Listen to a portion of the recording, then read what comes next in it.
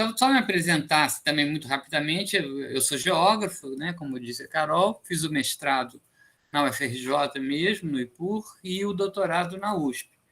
Depois, com o Dieter, né, Dieter Heidemann, na geografia. Depois disso, com o NIEM, que já tem 21 anos, eu acabei ficando um pouco mais eclético, trabalhando mais com a migração nas diversas escalas. E eu, olhando a programação do curso que vocês tiveram, assim, eu percebo que foi um curso em que vocês tiveram aula com as pessoas que mais conhecem no Brasil o tema das migrações, não só do ponto de vista dos processos sociais que levam à migração, quanto das políticas de Estado no Brasil atualmente sobre migração, inclusive do ponto de vista jurídico. Então, eu vi o quadro de professores. Então, assim, eu acho que são pessoas, vocês tiveram aulas, né, semanais com pessoas altamente especializadas, né, nos aspectos que elas destacaram. Então, o que eu pensei, né, foi assim, a Carol pediu para fazer uma síntese, né, mas eu acho que uma síntese eu não conseguiria fazer. Mas pensei um pouco olhando as temáticas que vocês tiveram, foram 3 ciclos. Eu pensei essa apresentação fronteiras, alteridade, direitos e acolhimento. É isso que está passando, não é? Então, pode passar o próximo, por favor.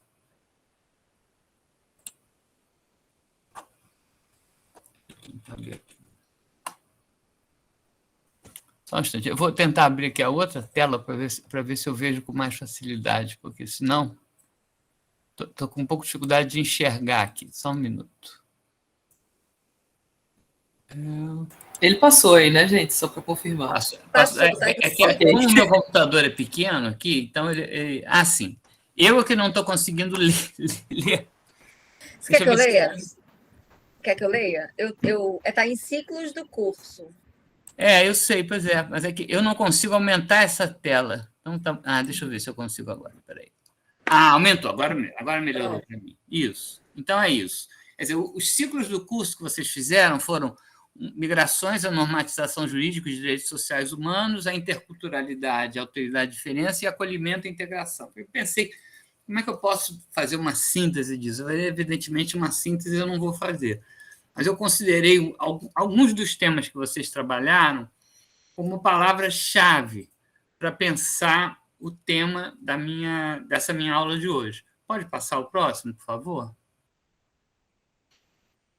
Isso. Então, eu pensei em chamar exatamente, usando algumas palavras dos 3 ciclos do curso que vocês fizeram, fronteira, alteridade, direitos e acolhimento. Por que eu fiz isso? Por que eu escolhi isso? Porque eu acho que hoje em dia, né, isso nos encontros que eu tenho participado, né, hoje em dia o tema da fronteira está sendo um tema absolutamente central para quem estuda a migração, né? O ato da migração é um ato que implica na travessia, né? A travessia. Assim, historicamente, no Brasil, nós nos constituímos como um país de imigração, mas também constituído não só pelos imigrantes, mas pelos povos originários e pelos escravos, que não foram propriamente imigrantes, foram traficados, né? Mas o Brasil teve, assim, um período durante 100 anos, né, em que o Brasil teve políticas de imigração que não passavam pela fronteira terrestre, né? Passavam a nossa imigração até meados do século XX, basicamente ela vinha por via marítima. Então, o tema da fronteira no Brasil ele vai aparecendo de uma forma crescente a partir do momento em que o Brasil deixa de receber migrantes internacionais. A migração interna cresce muito, e o Nordeste é a região, por excelência, da migração interna para o resto do país, tanto para a Amazônia quanto para o Sudeste.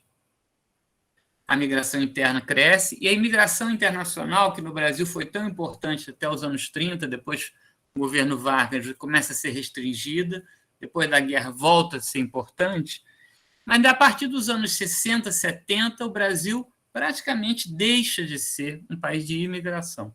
O Brasil recebe pouquíssimos, se você for considerar em termos comparando ao período que vai do século XIX até os anos 30, o Brasil recebe poucos imigrantes. Mas, a partir dos anos 80, começa a acontecer um fenômeno relativamente novo na história migratória brasileira. O Brasil não só volta a receber migrantes, como ele começa a receber migrantes pela fronteira. Então, quando vocês estão falando aí, né, nos colombianos, nos venezuelanos, nos varal, nos haitianos, eu não estou dizendo em todos os casos, mas em grande parte dos casos, são migrantes que atravessaram a fronteira terrestre. E isso é uma coisa que, em termos da história brasileira, vem principalmente a partir dos anos 80, crescendo nos 90, quer dizer, a partir dos 90, 80, 90, o Brasil começa a receber migrantes que, historicamente, não faziam parte dos grandes contingentes que eram incentivados pelas políticas de Estado, né, que eram basicamente os europeus. A política imigratória do Brasil até a Segunda Guerra era uma política de branqueamento da população, de priorizar a imigração europeia. A única grande exceção para isso são os japoneses, por uma série de motivos que não dá tempo da gente tratar disso hoje.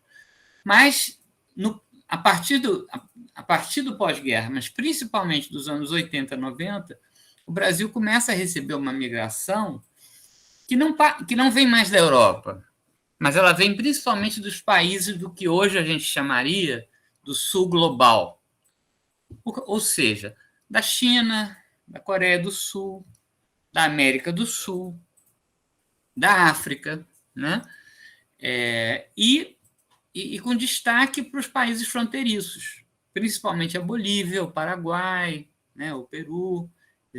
Tem várias pessoas aí que trabalham na pastoral dos migrantes, eu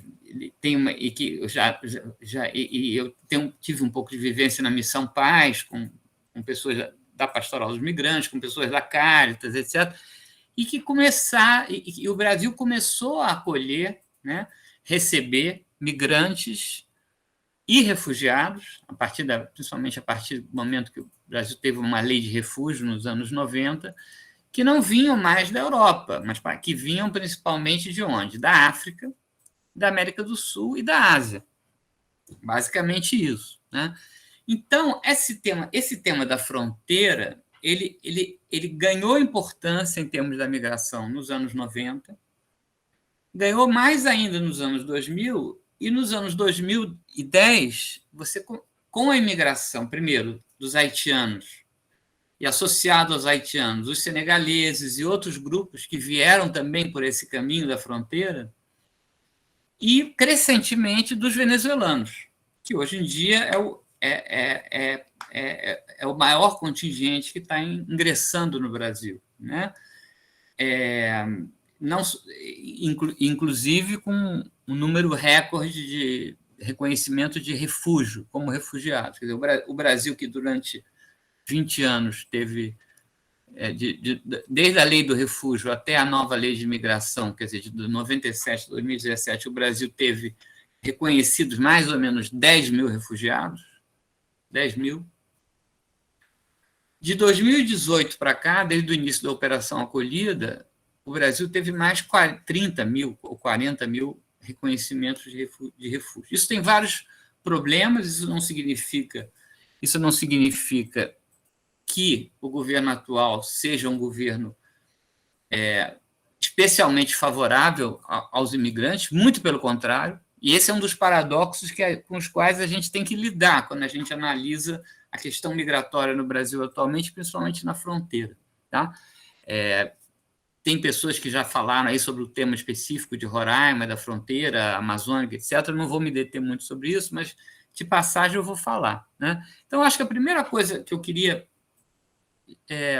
falar um pouquinho mais é sobre esse conceito que eu escolhi para nortear o meu trabalho, que é a fronteira, juntando com essas palavras que são palavras um pouco retiradas dos ciclos do curso de vocês, que é alteridade, direitos e acolhimento. Quer dizer, a fronteira, ela assim, em primeiro lugar, assim, a palavra fronteira vem de...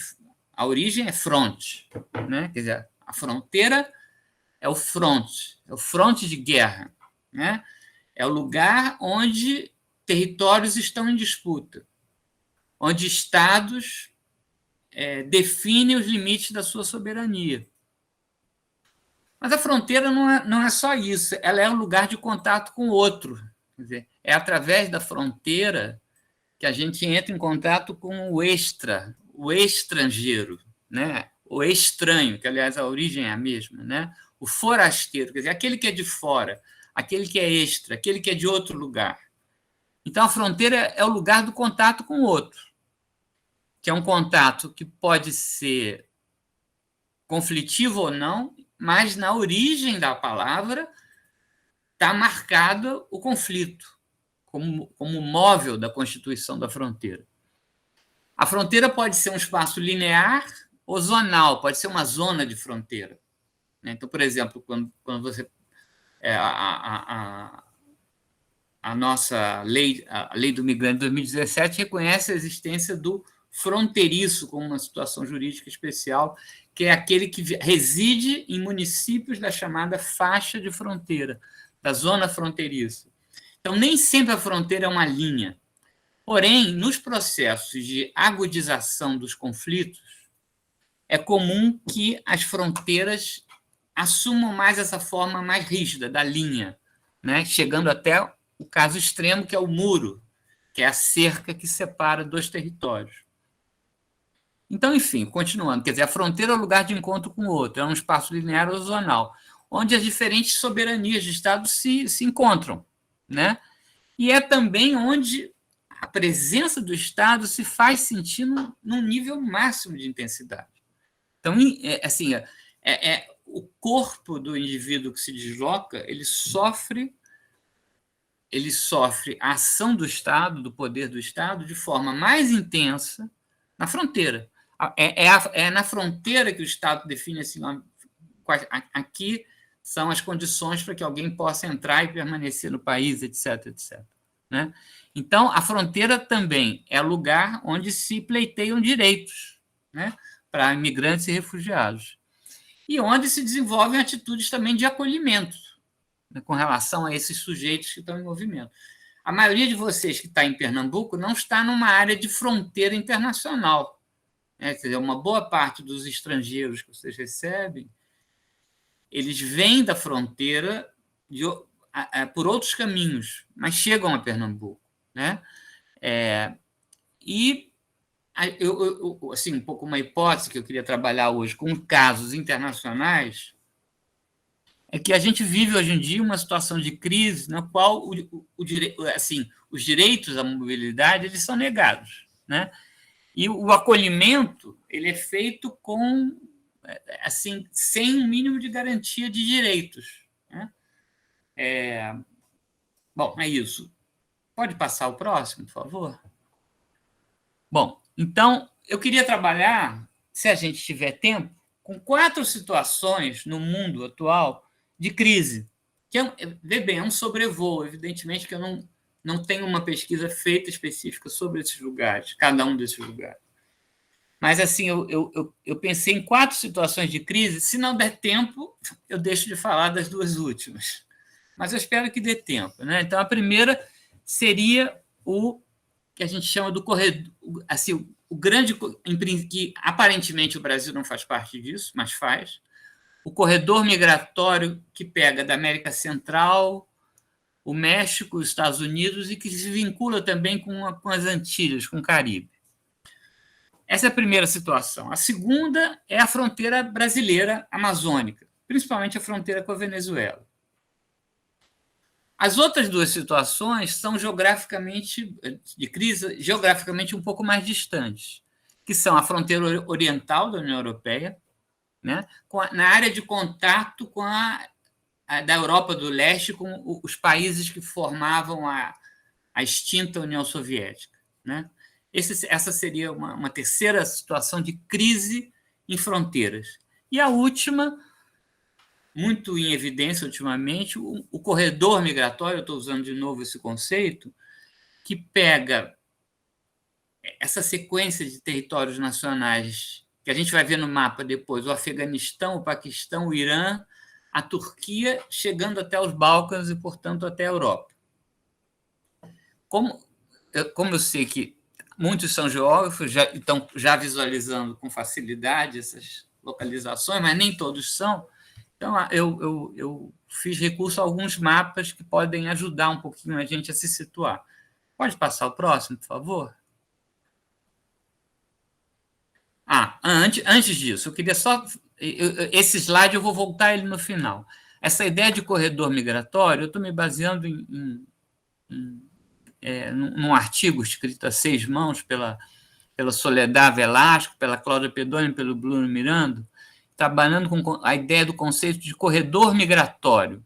Né? O que são os corredores migratórios? São rotas, autorizadas ou não, que são marcadas por regimes, né, de governabilidade, de governança da migração muito restritivos, que definem quem é regular, quem é irregular, quem é legal, quem é ilegal, nas populações em deslocamentos, ou seja, migrantes e refugiados. E esses controles, muitas vezes, são apoiados por uma retórica e por uma prática racista e xenofóbica. Né? Então, esse conceito ele é trabalhado principalmente por essas 3 autoras, 2 autoras e um autor, que estão citados aí nessa bibliografia que está aí, que eu acho que vocês vão ficar com isso depois, então vocês podem consultar com facilidade. É um número dessa revista Périplos, que é dedicado a esse tema dos corredores migratórios. Pode passar o próximo, por favor. Bom, aí a gente já começa a trabalhar um pouco mais com imagens e vai fazer isso até o final. Estão me ouvindo bem? Então, né? Estou vendo aqui meu tempo. Tudo bem, Sofia? Porque quando vocês ficam em silêncio, eu fico achando... Às vezes, tudo ótimo. Ninguém está ouvindo nada.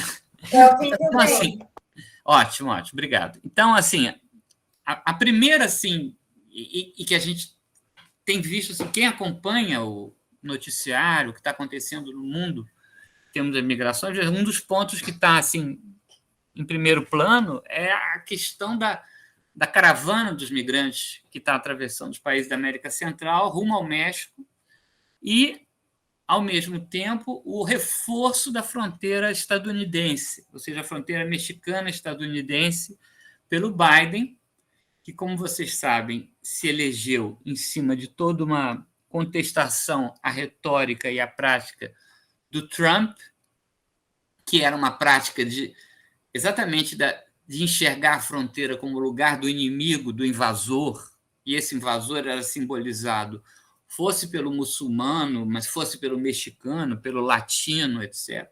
Né? Aquelas notícias que a gente teve com relação às famílias separadas, as pessoas enjauladas, etc., que aconteceram no governo Trump, que horrorizaram as pessoas, elas estão voltando a acontecer no governo Biden. O Biden está assim, muito pressionado pelos republicanos, etc., mas também por uma situação de fato, você está tendo um grande deslocamento migratório, passando pela América Central, pelo México, e com o Caribe nessa história também, porque envolve, além dos hondurenhos, guatemaltecos, também os haitianos. Então, a gente vai ter tempo espero, né, de falar um pouco mais disso depois. Estou aqui controlando o meu tempo. Pode passar o próximo, por favor. Essas imagens são imagens da fronteira México-Estados Unidos. Eu fiz questão de escolher 3 imagens em 3 áreas da fronteira muito diferentes. Nogales, Arizona e na fronteira ali San Diego, Tijuana.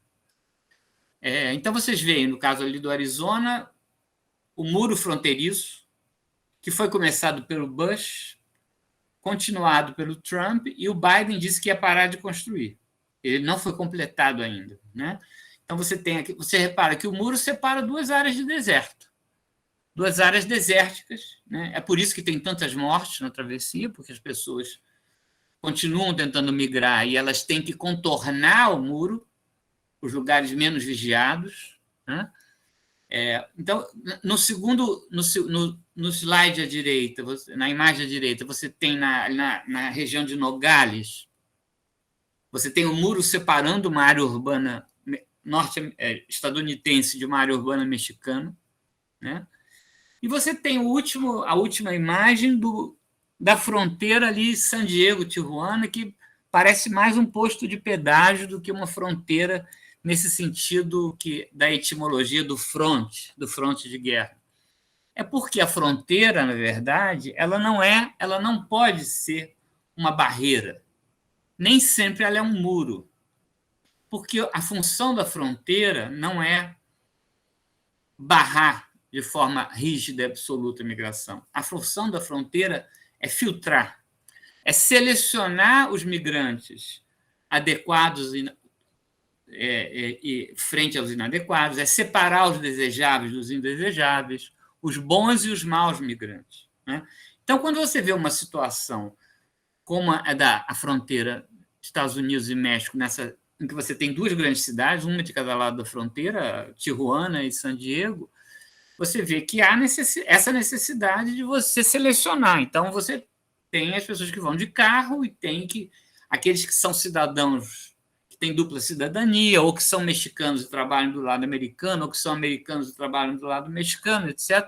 Então, a fronteira toma uma aparência completamente diferente da fronteira. Então, vocês vejam, é a mesma fronteira internacional que está nessas três fotos, mas parecem três fronteiras, parecem e são três configurações de fronteira muito diferentes. Tá? Pode passar o próximo, por favor. Pronto, aí você já tem uma imagem. Todas essas imagens são recentíssimas, algumas são dessa semana, né? De uma dessas caravanas que estão se dirigindo, passando da fronteira da Guatemala, México, e do México em direção aos Estados Unidos, que está provocando uma grande polêmica e um grande debate no governo Biden.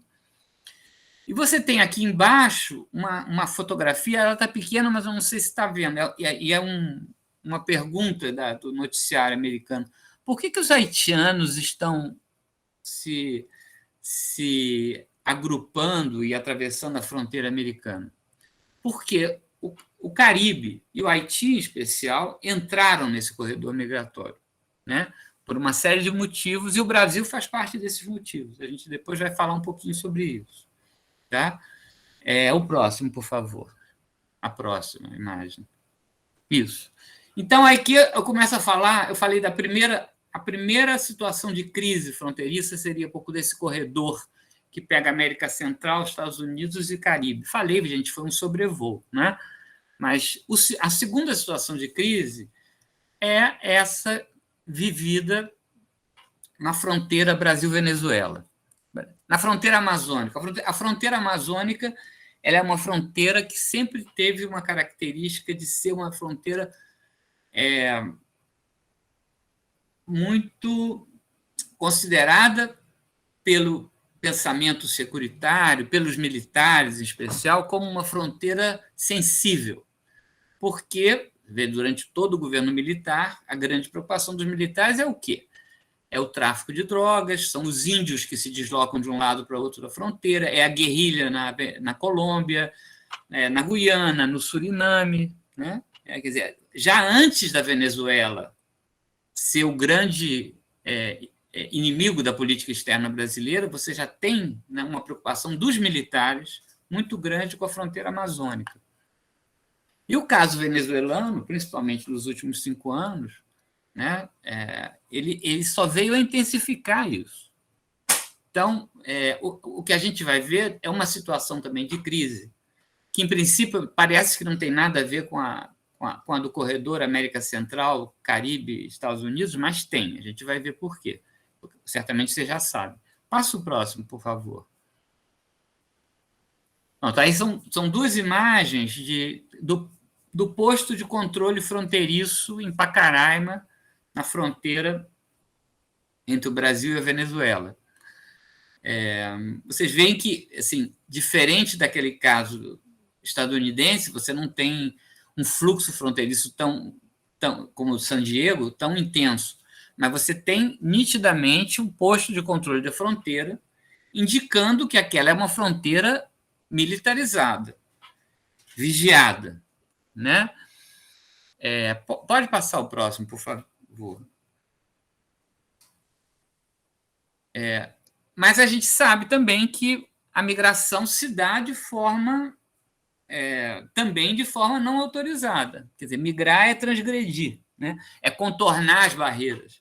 Então, essa imagem, a imagem maior, ela mostra isso, os migrantes que contornam, que atravessam a fronteira em lugares onde existem os marcos fronteiriços, vocês estão vendo ali em branco os marcos fronteiriços, mas não existe um posto policial, não existe um muro, não existe isso. No entanto, uma boa parte da migração venezuelana no Brasil está acontecendo assim. E o momento atual da Covid, em que foi fechada a fronteira, você está tendo ao mesmo tempo que você tem a operação acolhida com migrantes que estão sendo regularizados de alguma maneira em Pacaraima, em Boa Vista, etc., você tem também o contornamento, né? Aquela volta que os migrantes dão para não terem que passar pelo posto oficial de controle da fronteira, né? E aí, passando o próximo, por favor. Isso. Aí uma notícia que é de hoje, saiu na Folha de São Paulo de hoje. O Biden, né, presidente dos Estados Unidos, quer que o Brasil reduza os vistos humanitários haitianos para conter migração. Ora, qual o interesse, na verdade, do governo norte-americano na migração haitiana para o Brasil? Que é uma migração, inclusive, que está em decréscimo, né? Ela teve em crescimento na primeira metade da década de 2010, mas agora ela está em decréscimo. Na verdade, o que acontece é que uma parte dos haitianos que saíram do Brasil migraram para outros países, e uma parte está migrando, tentando entrar nos Estados Unidos através do México, né? Da fronteira mexicana. Então, está explicada aquela foto que a gente viu alguns slides atrás dos haitianos atravessando o rio ali na fronteira. E também a pressão que o Brasil pode vir a sofrer no sentido de ser menos tolerante com a concessão de vistos humanitários para os haitianos, porque o Brasil pode estar sendo o lugar onde os haitianos estão se legalizando e, a partir dessa legalização, eles podem migrar para outros lugares, né? Tem algumas notícias que aconteceram há poucas semanas atrás sobre a deportação de brasileiros para o Haiti, né? Muita gente não entendeu. Ao que parece, deve ter alguns de vocês que estudam isso com mais profundidade que eu. São, na verdade, brasileiros porque são filhos de haitianos nascidos no Brasil. Portanto, são brasileiros, mas que são de famílias haitianas e que, através desse outro corredor migratório, né, eles estão tentando entrar nos Estados Unidos. Então, assim, eu tentei mostrar um pouco com essa notícia como que, na verdade, a crise do corredor migratório centro-americano, mexicano, norte-americano e caribenho, ela está ligada também com a crise relacionada à fronteira amazônica, por onde entram os haitianos e os venezuelanos. Bom, isso aí seria, então, a segunda situação de crise que a gente tem. Eu vou passar para a terceira e a quarta, que parecem mais distantes da gente geograficamente, mas que eu acho que elas têm alguns elementos de interesse para nós. Então, vamos fazer um voo agora. Passa o próximo slide, por favor. Bom, aí eu já estou falando de um outro tema que tem frequentado muito o noticiário ultimamente, que é um grupo de países da União Europeia que está solicitando que a União Europeia oficialmente apoie a construção de muros separando principalmente os países bálticos da Rússia e da Bielorrússia, né? a Polônia, a Hungria, a República Tcheca têm sido muito ativistas com relação a isso. Aliás, estão entre os países que atualmente têm as legislações. As legislações, não. As atitudes governamentais contra a migração mais duras da Europa são principalmente as da Hungria, da República Tcheca, né? O Orbán virou um pouco símbolo disso, né? Do chamado populismo de direita. Não vamos discutir o conceito, mas que inclusive tem ligações com o Bolsonaro, etc, etc. Então, no momento atual, você está tendo... O noticiário internacional está muito tratando desse tema, da questão da migração da Bielorrússia, não só de bielorrussos, mas através da Bielorrússia para a União Europeia, através da Estônia, da Letônia e da Lituânia, que fazem parte do acordo Schengen da União Europeia. Vocês devem saber disso, né? Quer dizer, a partir do momento em que você entra na Estônia, na Letônia, na Lituânia, depois na Polônia, você está na União Europeia, dentro da qual as fronteiras são relativamente menos controladas do que no limite. Quer dizer, a fronteira é mais controlada no limite da União Europeia, né? Isso acontece tanto no limite sul do Mediterrâneo quanto no limite oriental, que é esse limite onde você tem essas repúblicas bálticas, né? Estônia, Letônia, Lituânia, a Polônia, a Hungria, a República Tcheca, a Eslováquia, e por aí vai, né? Já a Bielorrússia, ela não é parte da União Europeia, a Belarus, ou a Bielorrússia, e ela está virando um trânsito de imigrantes, inclusive de outros lugares do mundo, inclusive afegãos, inclusive sírios, que, uma vez fechada ou dificultada a travessia do Mediterrâneo, tentam entrar na Europa pela sua fronteira oriental. Então, pode passar a próxima imagem, por favor? Essa exatamente é uma notícia recente também, agora de outubro. 12 países pedem que a União Europeia financie valas. Valas em espanhol são muros, né? Muros, cercas, contra a imigração irregular. Ou seja, existe uma pressão de um grupo de países da União Europeia, mas principalmente os países do leste da União Europeia, mais orientais, no sentido de que a União Europeia oficialmente financie esse controle fronteiriço mais árduo, mais intenso com relação aos migrantes chamados extracomunitários, ou seja, fora da União Europeia. Pode passar, por favor.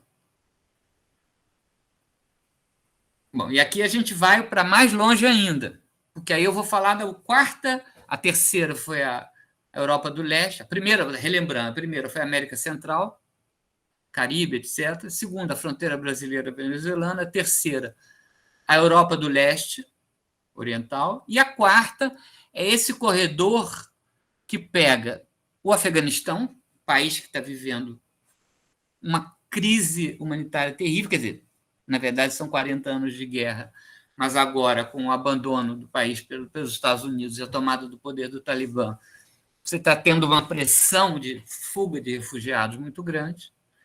Muitos desses refugiados passam pelo Paquistão e muitos pelo Irã. E, através do Irã, tentam chegar à Turquia e, da Turquia, à União Europeia, através, principalmente, da Grécia. Como vocês sabem, que assim, as grandes rotas de chegada pelo Mediterrâneo são Gibraltar, depois deixou de ser tão importante, depois pela Itália, pela Líbia, em direção à Itália, e agora também através da Turquia em direção à Grécia. E os afegãos estão fazendo esse itinerário, estão fazendo essa rota. E a Turquia o governo turco está agindo também de uma forma muito marcantemente securitizante, né? Passa o próximo, por favor. Esse mapa que tem aí, ele é um mapa que mostra, também é um mapa recentíssimo, né? Que mostra o muro que está sendo construído em toda a fronteira da Turquia com o Irã. Né? A ideia é dificultar a travessia para a Turquia, tanto dos refugiados sírios e iraquianos, que fazem fronteira com a Turquia, quanto dos afegãos. O Afeganistão não faz fronteira com a Turquia, mas os afegãos podem chegar à Turquia através do Irã. Então está sendo construído esse muro, né? E aí embaixo vocês têm imagem de uma parte do muro já construída, né? Isso que vocês estão vendo é exatamente a fronteira da Turquia com o Irã. A fronteira, é um trecho da fronteira, né? Então, assim, a gente tem um processo de linearização da fronteira cada vez maior nessas situações. Quer dizer, naqueles lugares em que a fronteira não é tão nítida, até porque você tem povos etnicamente semelhantes dos dois lados da fronteira, é exatamente aí que o muro se ergue. Seja na fronteira mexicano-americana, onde você tem os hispânicos dos dois lados, seja na fronteira Brasil-Venezuela, onde você tem os Uaral dos dois lados, seja na fronteira do Irã com a Turquia, quando você tem os curdos, que também estão aí dos dois lados. Né? Então, você veja bem, todas essas situações em que você tem grupos étnicos que têm uma certa identificação e no qual a fronteira não deveria ser linear, ela está se tornando linear por força desse intento dos governos de securitizar, de dificultar a passagem. Né? Pode passar o próximo, por favor. Bom, aí esse é um mapa, esse é um site que depois eu botei até embaixo o site que eles procuram mapear a construção de muros no mundo. Muita gente tem estudado esse tema, eu mesmo já publiquei uma coisinha sobre isso, etc. Quer dizer, você tem, assim, depois do grande evento, que foi a queda do Muro de Berlim, em 89, nesses 30 anos, depois da queda do Muro de Berlim, que era o grande símbolo da divisão leste-oeste, você passou a ver um processo de construção de muros no mundo muito maior. Né? Então, desde o muro que separa Israel dos territórios ocupados da Palestina até dos Estados Unidos do México. Isso acontece também na África, no Oriente Médio. E agora está acontecendo, está sendo iniciada, né, uma tentativa de construir muros também na Europa Oriental, separando da antiga área soviética. Tá? Eu acho que estou no final já, respeitando os 40 minutos. Eu queria só pedir para passar para o seguinte, que aí eu vou exatamente... É só para... Está repetido o slide, mas é de propósito. Só para reiterar a ideia de corredor migratório, né? que seria essa ideia segundo a qual você tem espaços de circulação em todo o planeta, né? no qual as autoridades de Estado fazem o possível para tentar a palavra que eu vou dizer, tentar canalizar, a ideia de corredor é exatamente essa, canalizar, regularizar, regulamentar os fluxos de imigrantes e refugiados. O Brasil não tá fora desse processo. O Brasil, no momento, é um caso extremamente complexo de ser analisado, mas ele faz parte de uma conjuntura migratória de intensificação das migrações, né? Por toda a América do Sul, né? A questão dos venezuelanos e dos haitianos, né? Ela é uma questão importante na Colômbia, no Peru, no Chile, no Equador, na Argentina e no Brasil também. Quer dizer, o Brasil, um pouco, ele está se vendo obrigado a assumir um pouco mais esse lugar de país latino-americano, que tem fronteiras com quase todos os demais países sul-americanos. Né? O Equador e o Chile não têm fronteira, mas que você tem um espaço de circulação mais amplo, né?